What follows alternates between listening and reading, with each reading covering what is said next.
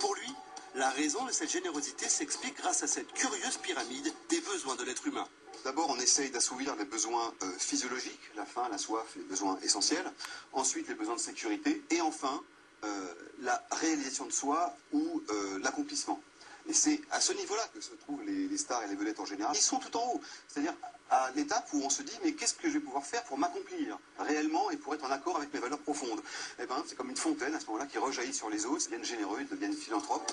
Et pour confirmer cette théorie, Laurent Calixte évoque immédiatement Bill Gates. Il a légué 28 milliards de dollars à sa fondation, soit 95% de sa fortune. Lui, c'est très clair que c'est ce besoin d'estime de soi ou d'accomplissement qui l'a poussé à dépasser sa simple condition de businessman, de génie informatique, d'homme le plus riche du monde, pour aller vraiment vers les autres.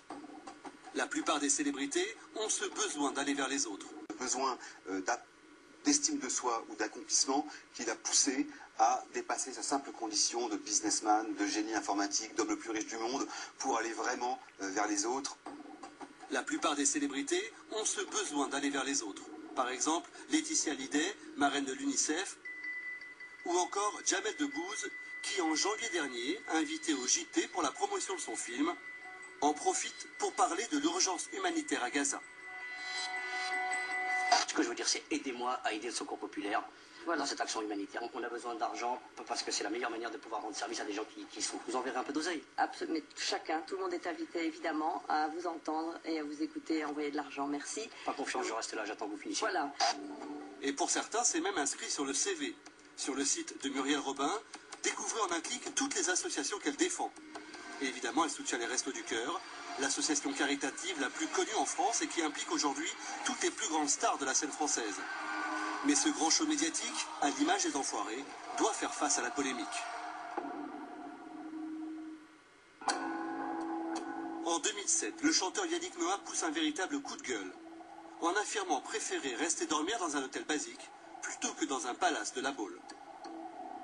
Il avait à l'époque dénoncé dans le magazine Les Échos: je viens chanter bénévolement pour les Restos du Cœur, je ne vais tout de même pas en profiter pour me faire héberger dans un palace de milliardaires. Et il n'est pas le seul. Le chanteur énigmatique Jean-Louis Murat dénonce les intentions masquées des Enfoirés. Pour lui, y être convié serait une forme de consécration. En d'autres termes, un chanteur qui intègre la troupe des Enfoirés serait en quelque sorte adoubé par le milieu. Les émissions de télé importantes, les expositions de promo importantes sont faites par ces 20 artistes qui tapent dans l'humanitaire. Ils ont compris assez vite que c'était le moyen le plus efficace de se faire de la promo.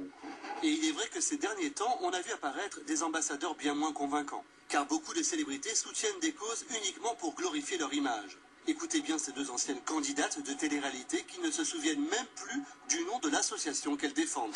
On est marraines toutes les deux d'une association pour enfants aussi qui sont abusés en Belgique. Ça s'appelle comment? Alors là, à chaque fois j'oublie le nom, j'avoue, parce que c'est en anglais et que je suis très nulle en anglais. Je laisse réfléchir. Non mais je suis très... Vous êtes content, c'est un...